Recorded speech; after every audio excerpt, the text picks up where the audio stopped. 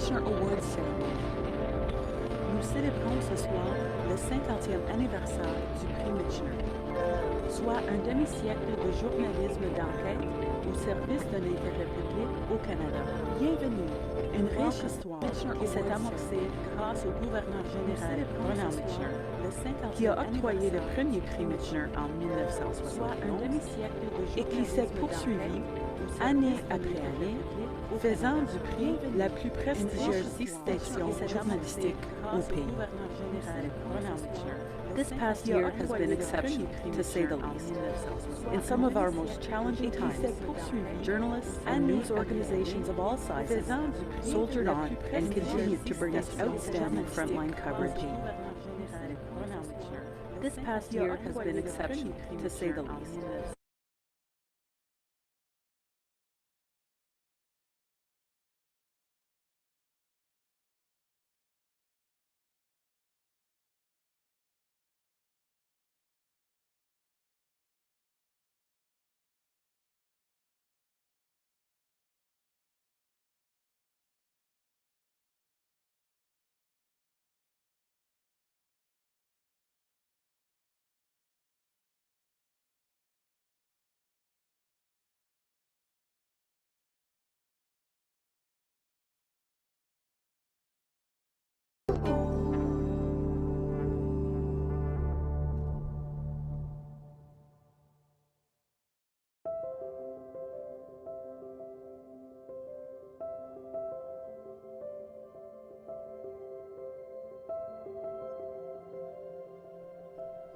Bienvenue and welcome to the Michener Awards Ceremony.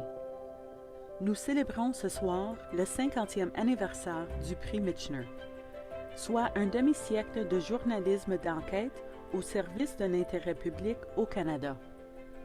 Une riche histoire qui s'est amorcée grâce au gouverneur général Roland Michener, qui a octroyé le premier Prix Michener en 1971 et qui s'est poursuivie année après année, faisant du prix la plus prestigieuse distinction journalistique au pays. This past year has been exceptional, to say the least.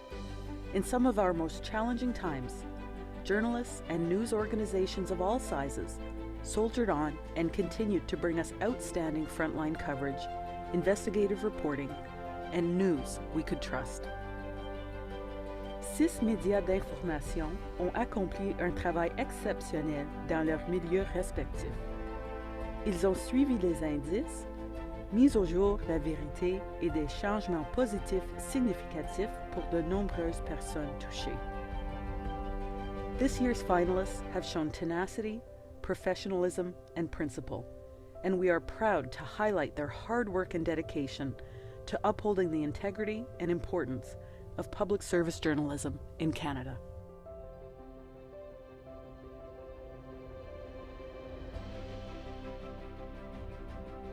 Pour réfléchir à ces 50 ans d'histoire et à ce que les 50 prochaines années nous réservent, accueillons le président du conseil d'administration de la Fondation des Prix Michener, M.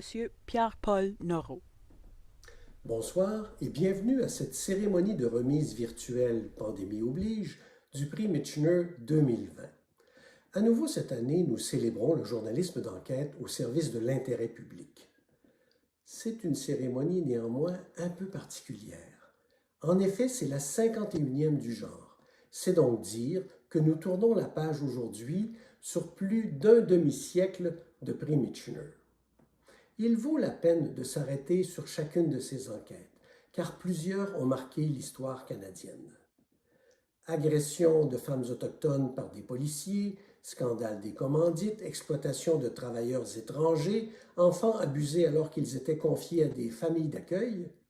Année après année, nos médias ont joué leur rôle de chien de garde et contribué à faire cesser l'inacceptable. Nous voudrions bien croire que les leçons ont été tirées et que l'avenir s'en trouve assaini. Mais nous savons trop bien que les méthodes de dissimulation et de manipulation sont de plus en plus sophistiquées et donc que le défi qui attend les journalistes au cours des 50 prochaines années sera toujours aussi difficile. Alors, les prix Michener sont là pour rester. Commençons donc par féliciter très chaleureusement tous les finalistes du prix Michener 2020, de même que les récipiendaires des bourses Michener. Merci aux membres du jury et aux deux personnes exceptionnelles qui ont dirigé leurs travaux, soit Mme Margot Goodhand pour le prix Michener et Mme Geneviève Rossier pour les bourses Michener. Merci aux collègues de la Fondation qui, par leurs efforts, ont soutenu vaillamment notre mission. Merci à la talentueuse équipe de la Fondation Rideau avec laquelle nous avons travaillé encore très étroitement cette année. Bonne cérémonie à tous.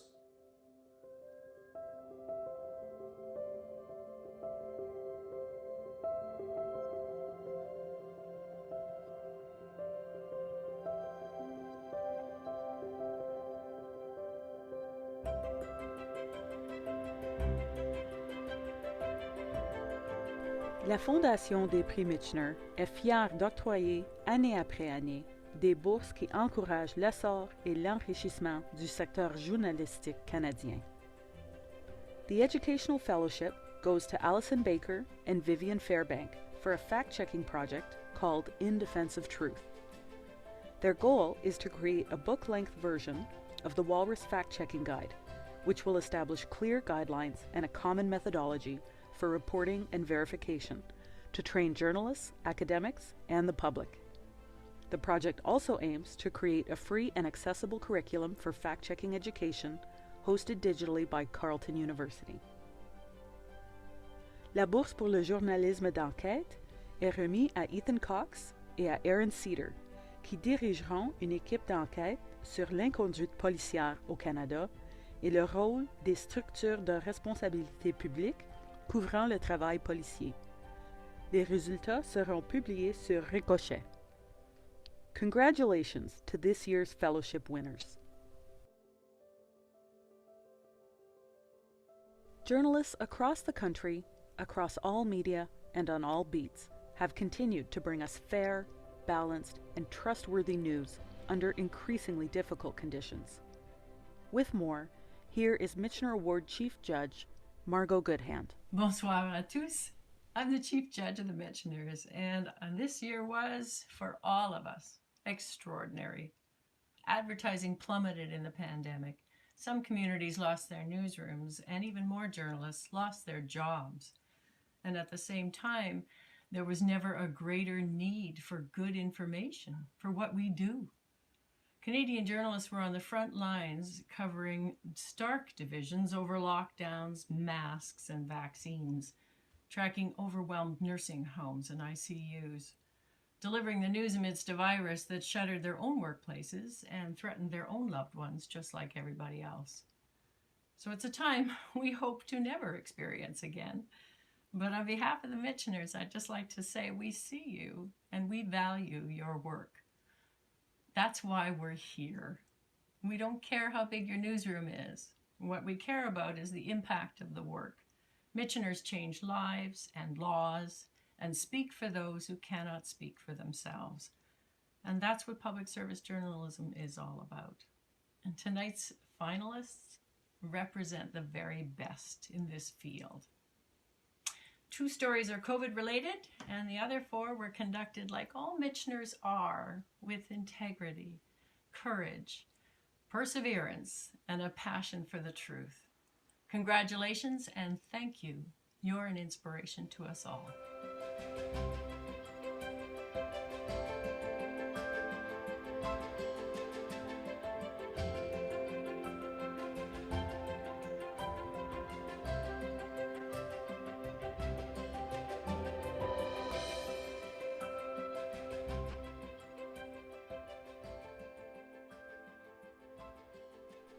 Six organes de presse ont été désignés comme finalistes pour le prix Michener de journalisme au service de l'intérêt public de cette année. Voici leurs histoires.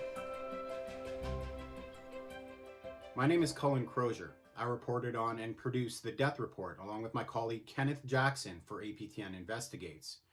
This story was important to tell because just saying that Canada's child welfare system is in a state of crisis isn't enough. We have to show the direct impact the system is having on children and families. The investigation began with the tragic deaths of 3 sisters in 2014. Sasha, Shania, and Arizona Bob all died by suicide within 7 months of each other. The sisters grew up in care of Wet'suwet'en Family Services, a First Nations-run child welfare agency in northwestern Ontario. The 2-part documentary and subsequent online articles not only focused on the deaths of the 3 sisters, but also looked at the wider systemic issues facing Indigenous children and families in Canada's child welfare system. What we hoped our stories would achieve was to hold these systems and institutions to account. It has become far too easy to shift the blame, to say that these children fell through the cracks, that the system failed them. We hope that our reporting manages to break through the culture of silence and fear at federal, provincial, and Indigenous-run child welfare agencies across the country, and force them all to re-examine the ways in which they provide these essential services to our most vulnerable populations. The role of public service journalism in Canada today is about challenging the status quo, holding truth to power, forcing conversations, and hopefully effecting some meaningful and lasting change. With the death report specifically, it was about laying the truth bare in the most respectful way we could for these children. Through our reporting, families were reunited and investigations were launched. We highlighted systemic failures, spurred policy change, and forced the country to confront an issue that has been ongoing and largely ignored for decades. Thank you to the Michener Awards Foundation for highlighting our work this year and the work of journalists from across Turtle Island. Masicho.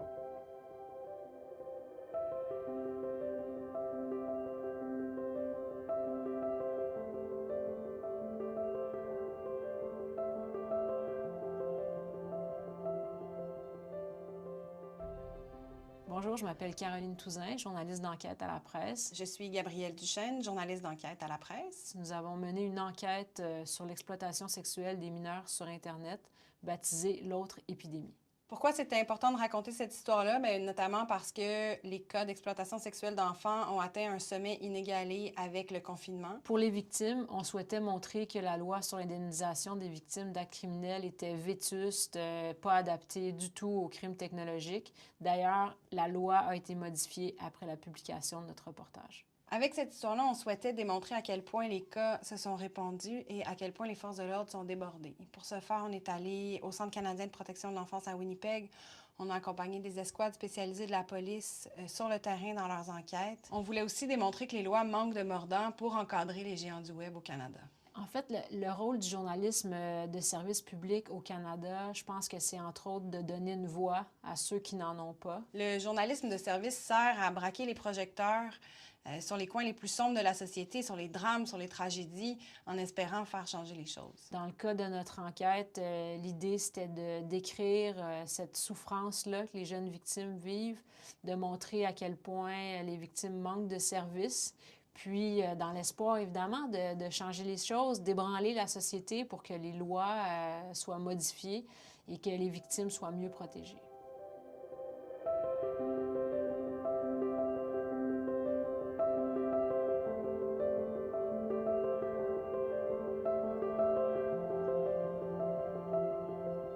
I'm Paul Simin, and as editor of the Winnipeg Free Press, I'm honored to be here tonight virtually to talk about our special investigative project, The Stain on Our Game, The Destructive Legacy of Graham James.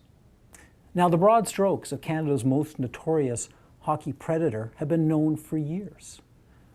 Our newsroom and newsrooms across Canada all had stories about the charges James faced, his trials, and his sentences. But no one had ever dug deeper into the scandal surrounding this serial sex abuser.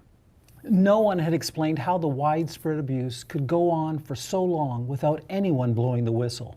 No one had revealed the culture within hockey that enabled James to do what he did to so many young hockey players.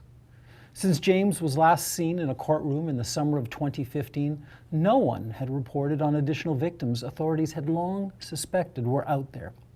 Against that backdrop, we tasked sports reporter Jeff Hamilton with a tall order: We wanted him to investigate James's past, from his formative years growing up as an Air Force brat in Winnipeg to his time as a substitute teacher, and from there his first foray into coaching minor hockey to his ultimate downfall.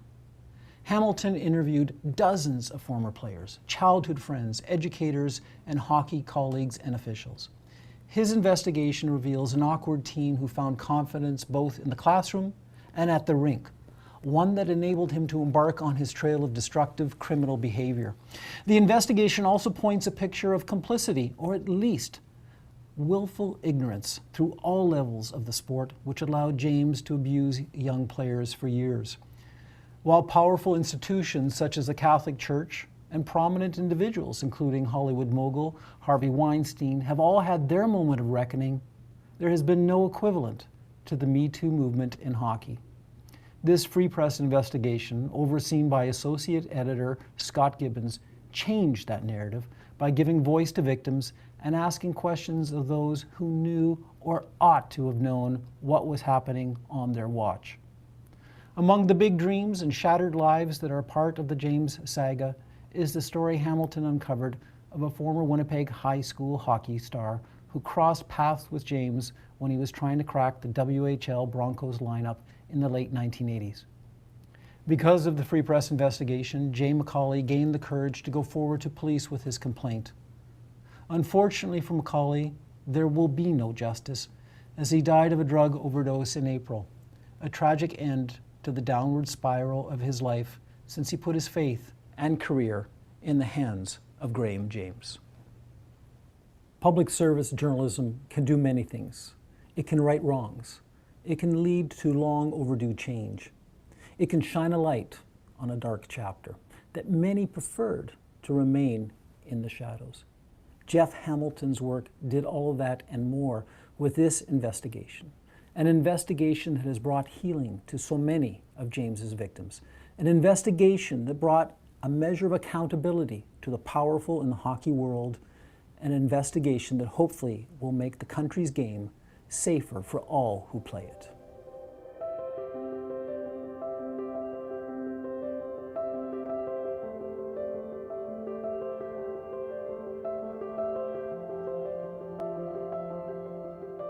Grant Robertson, an investigative reporter with the Globe and Mail. Our series was called Silenced. It revealed a troubling string of failures within the Public Health Agency of Canada in the years before the COVID-19 outbreak began that ultimately left the country unprepared. But why was the federal government caught so off guard? Following the 2003 SARS outbreak, Canada invested heavily in pandemic preparedness. But why in early 2020 did the government repeatedly insist the outbreak posed nothing more than a low risk to Canadians, even as the growing body of evidence suggested otherwise? It was a massive miscalculation. The government's risk assessments were flawed and relied on faulty information. At the heart of this investigation was a startling revelation. Less than a year before COVID-19, a world-renowned pandemic early warning system Canada had created after SARS, which had helped the world react quickly to outbreaks such as H1N1, Ebola, and others, was silenced. Believing no pandemic threat existed, resources were shifted to other areas.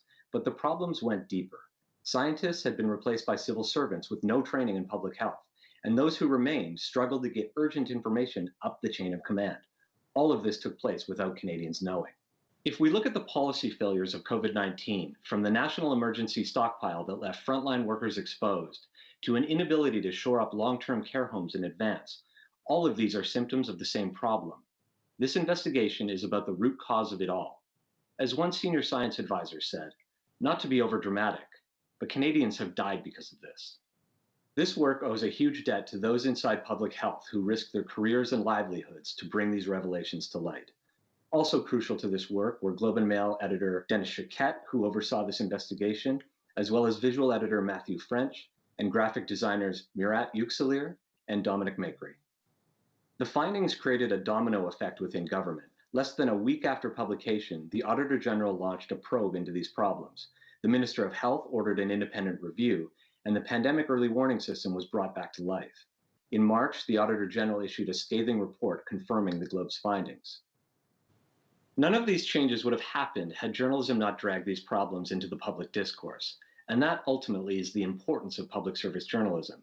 It is reporting that demands accountability, holds people responsible, and hopefully it can right wrongs and prevent history from repeating itself.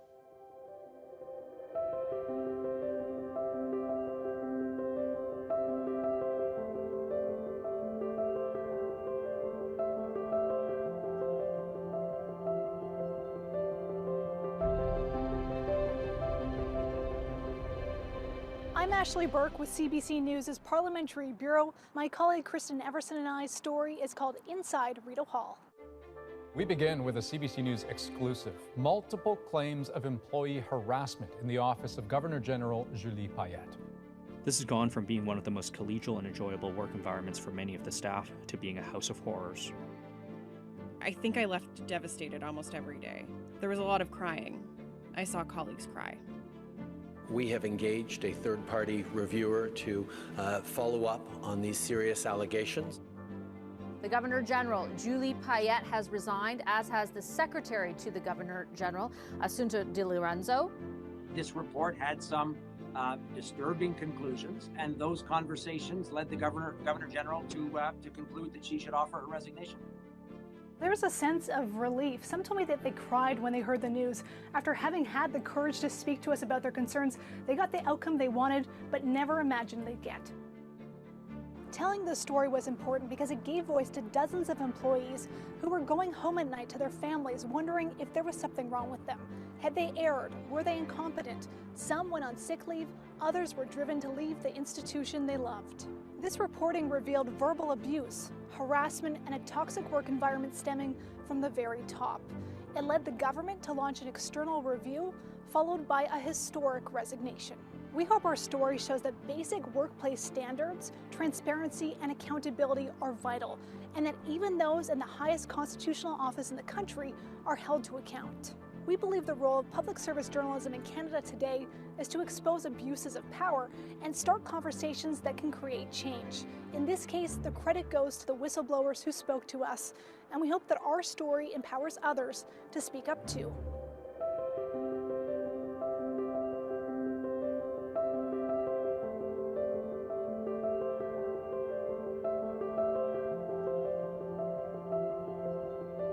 My name is Aaron Durfell. I'm a reporter with the Montreal Gazette. The Montreal Gazette has been nominated for a two-part investigation called the Dorval Seniors Home.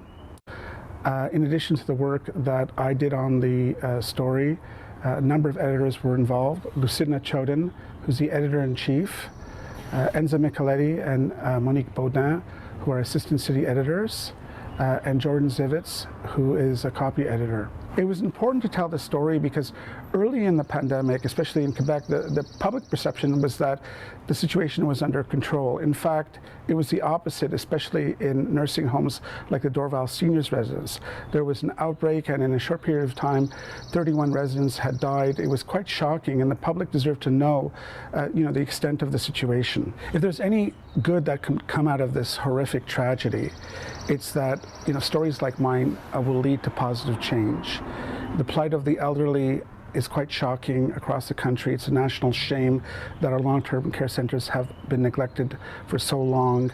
And stories like the one that I wrote, that the Montreal Gazette published, and others should prompt, in my opinion, governments across the country to invest more in long-term care and to provide better living conditions for the elderly. The role of public service journalism, in my opinion, is to raise awareness not only about systemic neglect and abuse in society, but outright corruption. Ultimately, you want your journalism to spur authorities to act, to change things for the better.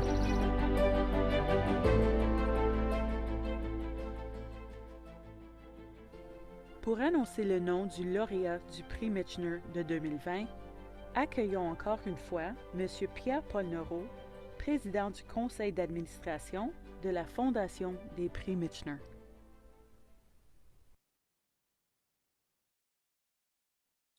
Bonsoir à nouveau.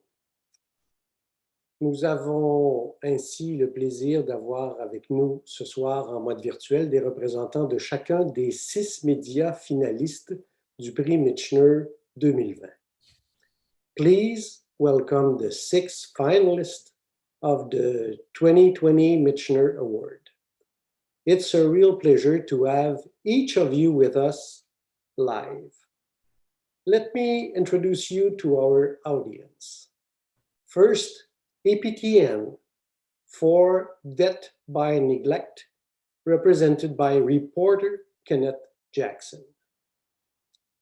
CBC News for Inside Rideau Hall, represented by reporter Kristen Everson and Ashley Burke. The Globe and Mail for Silence, represented by Editor-in-Chief David Wamsley.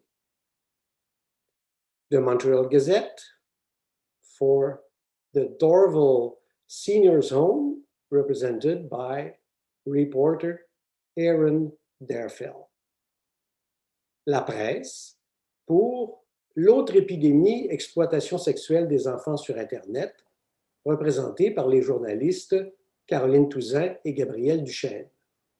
And Winnipeg Free Press for A Stain on Our Game, represented by reporter Jeff Hamilton. Congratulations to all of you. Bravo et merci pour votre travail. Je pense qu'il est maintenant temps de mettre fin au suspense. Je suis d'ailleurs très honoré d'être celui qui annonce le gagnant ce soir, mais vous avez tous compris que cela s'explique par le contexte très particulier dans lequel nous nous retrouvons. I want to reassure everybody, though. The board of the Michener Foundation is confident that an official ceremony will be held in Rideau Hall by the spring of 2022 to honor all of our meritorious nominees and the Michener Award recipients for 2019 and 2020. Et maintenant, le moment tant attendu. It's now my privilege to announce the recipient of the 2020 Michener Award.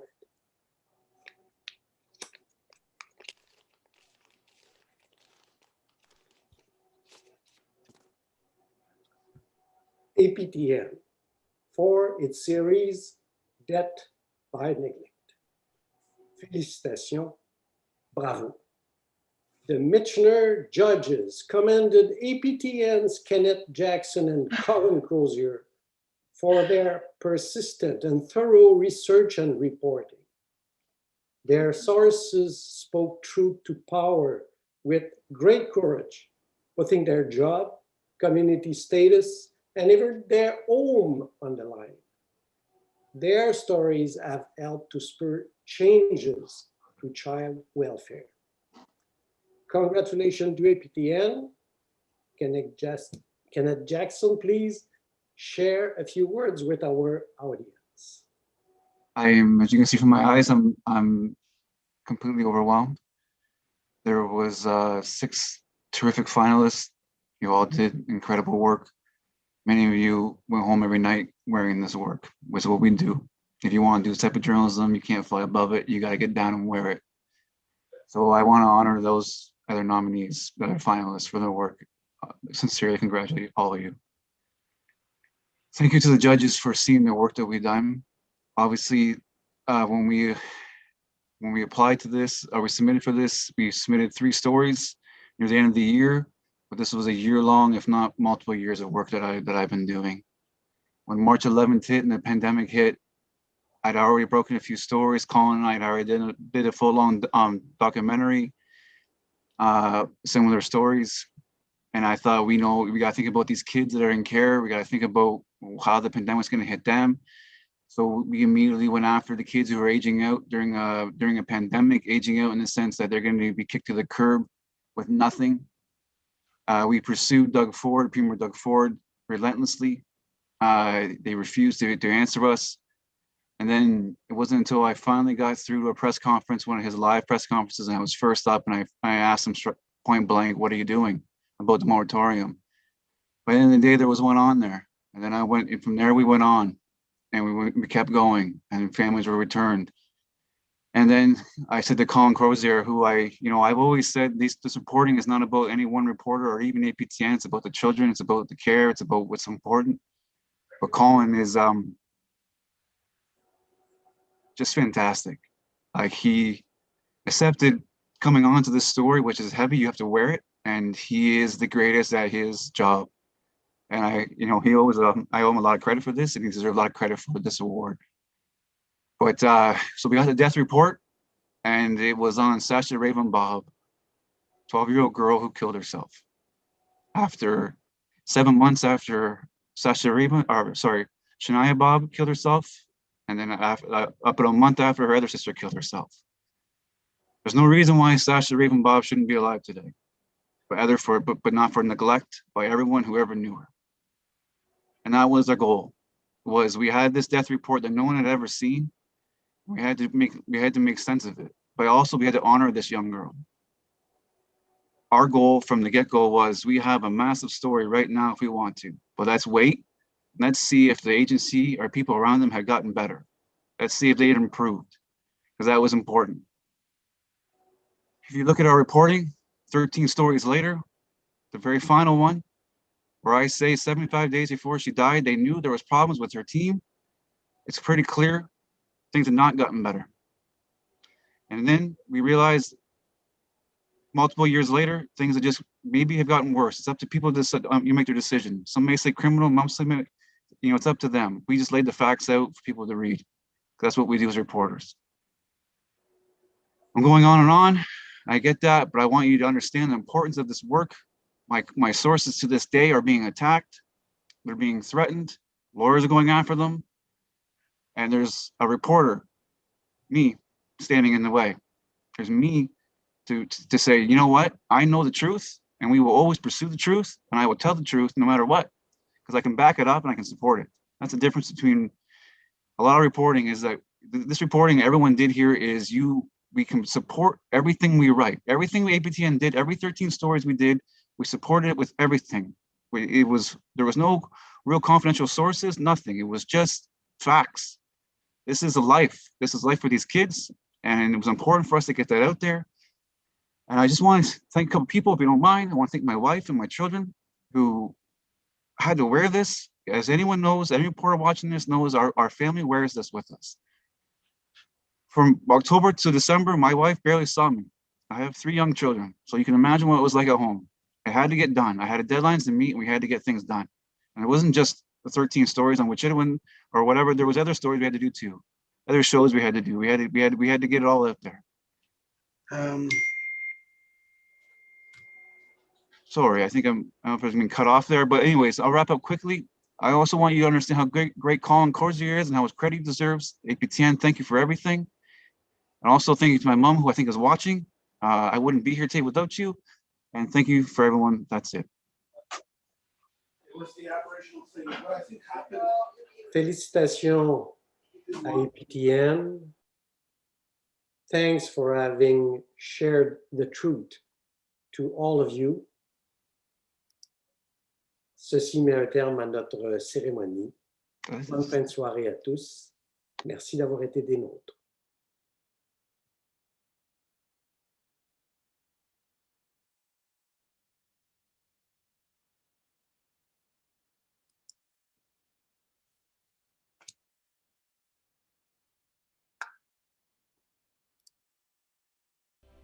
Congratulations to our winner and to all our finalists.